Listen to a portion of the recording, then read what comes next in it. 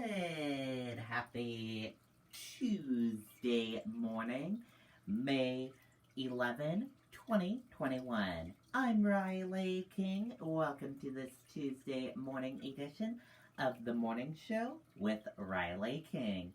I'm Riley King. It's time to rise and shine, get this Tuesday off to a good start. So sit back, relax, grab that good cup of coffee, and enjoy this Tuesday morning edition of The Morning Show with Riley King, where we have a little bit of everything for you in this program. So let's get started.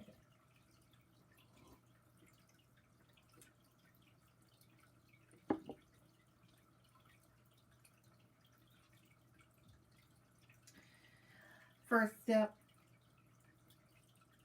3 people, including child, shot in Times Square. Let's take a listen to that video from ABC News.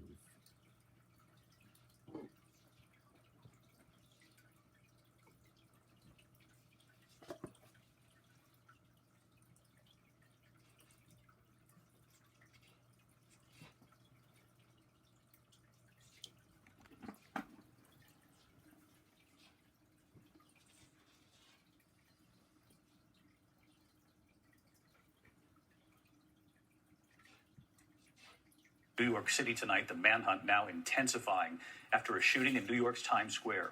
You will hear tonight from the NYPD officer who rushed to rescue a 4-year-old girl. Cell phone video shows Officer Alyssa Vogel running with the child to a waiting ambulance.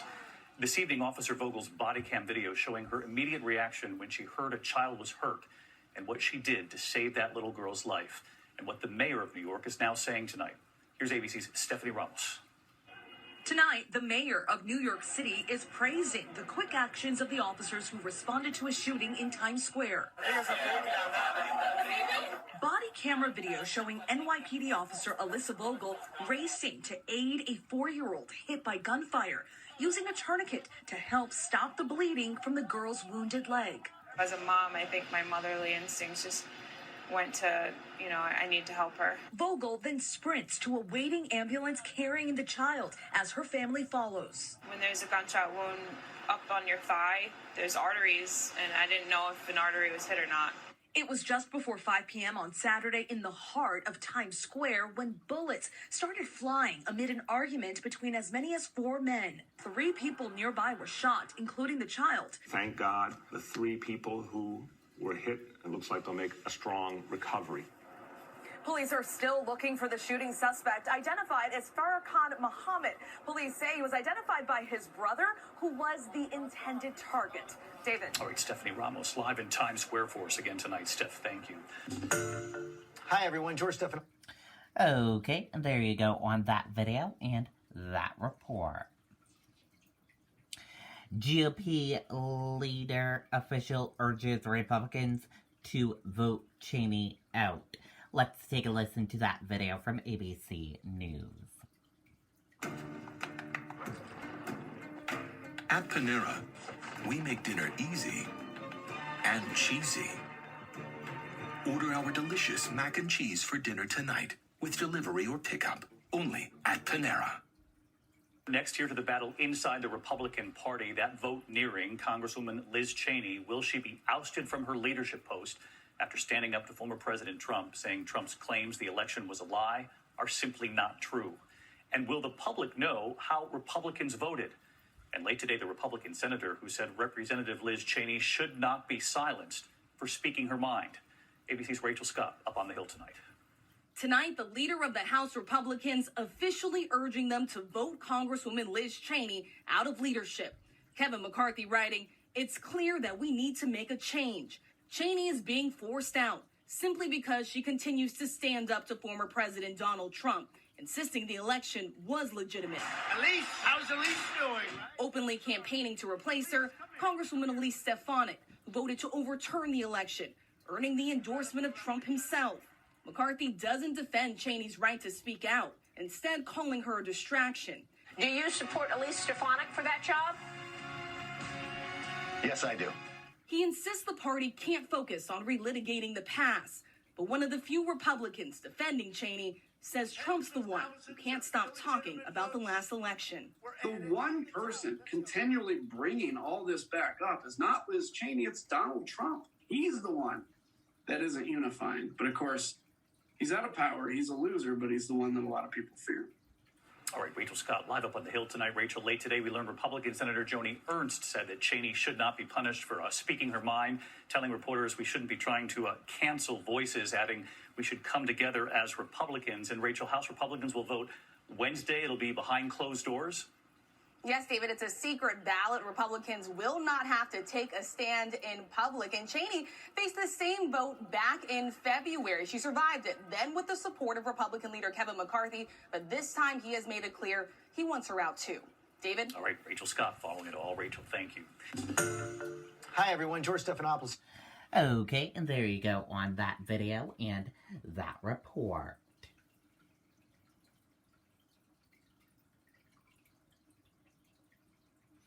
FDA approves emergency use of Pfizer vaccine for ages 12 to 15. Let's take a listen to that video from ABC News.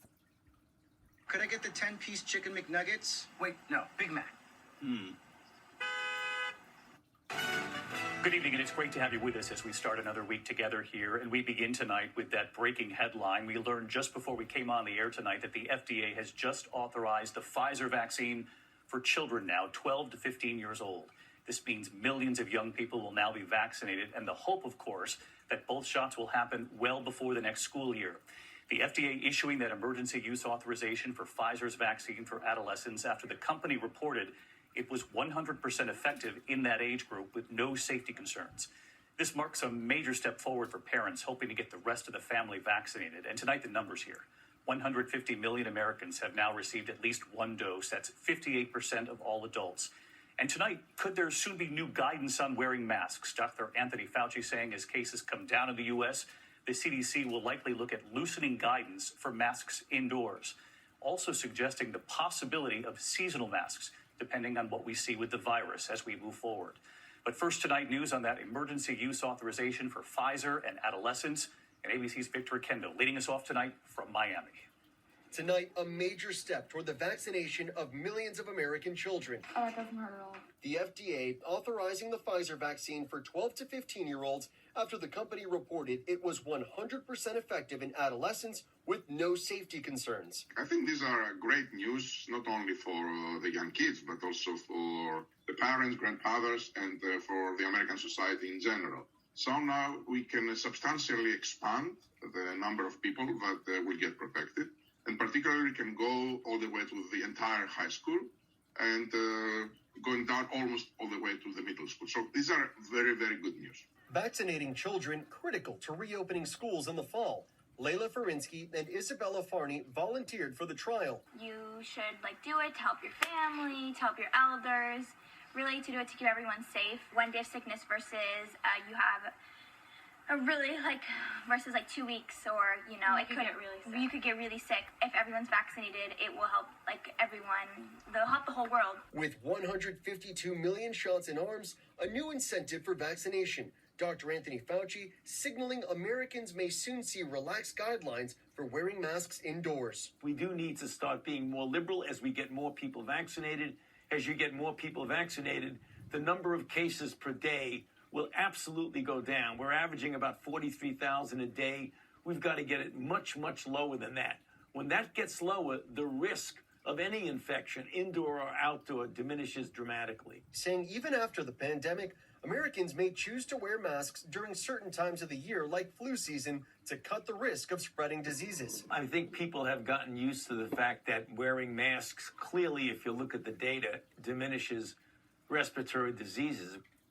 And Victor Kendo joins us now from Miami tonight. And Victor, walk us through this new timeline on this news involving the Pfizer vaccine. With the FDA now giving this emergency use authorization, how soon could we see young people, 12 to 15 again, getting this vaccine? And do they receive the same dose, 2 shots? David, adolescents will receive the same dose as adults. We expect an independent advisory panel to meet on Wednesday to discuss a recommendation to the public. All indications are the CDC director will sign off, and vaccinations could start within days. David? All right, Victor Kendo leading us off with the breaking news tonight. Victor, thank you. Hi, everyone. George Steph. Okay, and there you go on that video and that report. And we are going to switch gears now. And let's go into weather. And here's a look at the weather across the United States for all of you for this Tuesday. As you can see, way up in Maine and above New Hampshire, you're seeing some rain up there. And there's some rain near Texas, on the border of Texas, and then there's some rain and some snow around Denver as well. Otherwise, the rest of the United States is dry and no major issues across the rest of the United States. And that is a look at the weather across the United States for this Tuesday morning. And on this day in history, on May 11th, back in 1934, a dust storm sweeps from the Great Plains across the eastern states. On May 11th, 1934, a massive storm sends millions of tons of topsoil flying from across the perched Great Plains region of the United States as far as New York, Boston, and Atlanta. At the time, the Great Plains were settled in the mid-1800s. The land was covered by prairie grass, which held moisture. And if you want to get more information, we will share the link with you on the Riley King Network Facebook page after this broadcast. And there you go on some history facts. And we are going to switch gears now.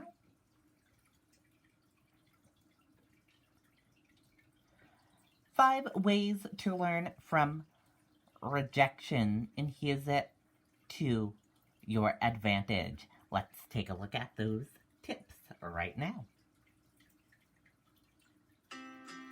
Dive into summer with savings on outdoor furniture, outdoor games, and all the essentials to grill up everyone's favorites.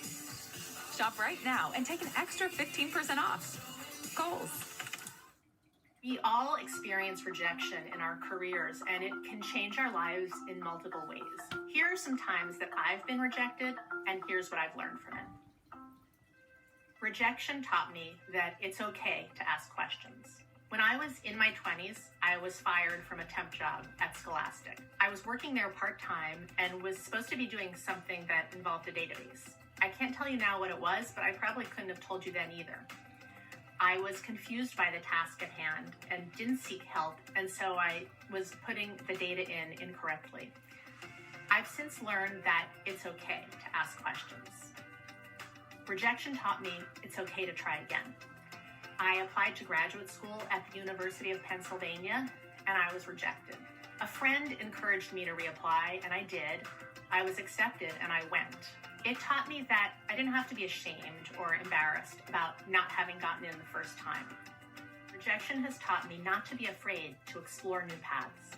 Applying for a big job at Smith College, I figured I was a shoo-in. I'd been working there for over a dozen years. I was in my 40s. I was running some exciting and popular programs, but someone else got the job. I was really disappointed at first, but it's actually taken me down a new path that I love. Use rejection as data. We can use rejection as data in a number of different ways. It can be useful to ask, why was I rejected? What did you see in my application that was positive, and what do I need to work on? And that's a great way to use rejection as data. Rejection has taught me to be willing to put yourself out there. The more experiences we have hearing the word no, the more comfortable we're going to be putting ourselves out there.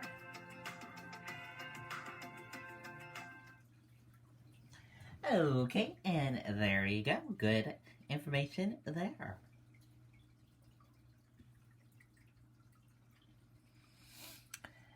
And we are going to switch gears now. Let's go into entertainment news.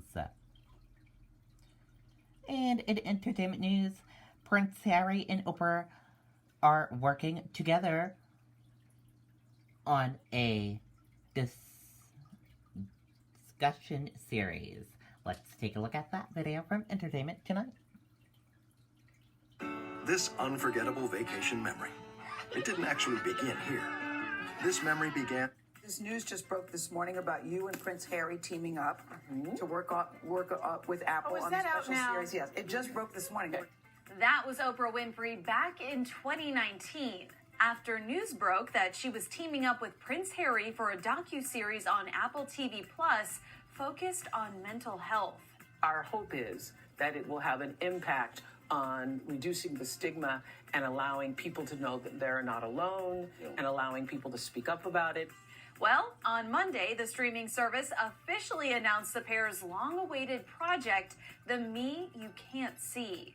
The series will feature interviews with mental health experts as well as public figures who have struggled with and worked to overcome their own mental health issues. I just get so excited about it. According to Apple TV Plus's official announcement, the series will feature the media mogul and the Duke of Sussex as they, quote, guide honest discussions about mental health and emotional well-being while opening up about their mental health journeys and struggles. And the series will have some major star power, featuring appearances and discussions with celebs, experts, and athletes like Lady Gaga, Glenn Close, Olympic boxer Virginia Ginny Fuchs, celebrity chef Rashad Armstead, NBA stars DeMar DeRozan, and Langston Galloway, just to name a few. This is the best time of my life. On Monday, Lady O took to Instagram to talk about the project, writing, quote, now more than ever, there is an immediate need to replace the shame surrounding mental health with wisdom, compassion, and honesty. Our series aims to spark that global conversation. As for Prince Harry, in a press release, he explained, quote, the last year has shown us that we are all in this together. And my hope is that this series will show there is power in vulnerability, connection, in empathy, and strength and honesty. Of course, this new endeavor comes after Harry and his wife Meghan Markle sat down with Oprah for a bombshell interview in March. The talk at the palace is that they are absolutely horrified by what has been said. They feel that Harry has literally thrown the family under a bus. And the TV icon famously attended the couple's 2018 royal wedding.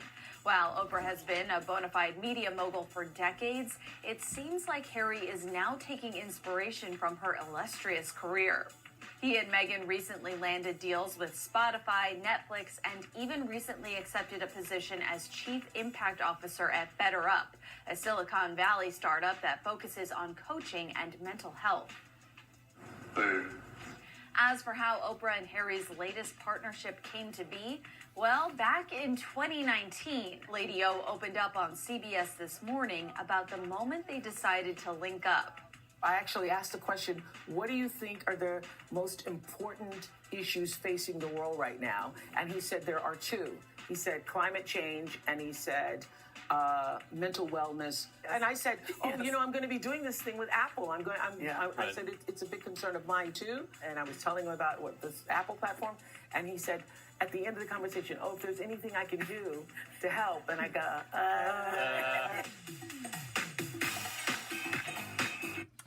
Okay, and there you go on that video and that report. And thank you for joining us for this morning edition of The Morning Show with Riley King. Have a great rest of your Tuesday, and I'll see you back here later on today with more news coverage. Thank you for joining us for this edition of The Morning Show with Riley King. Happy Tuesday, everyone. Goodbye.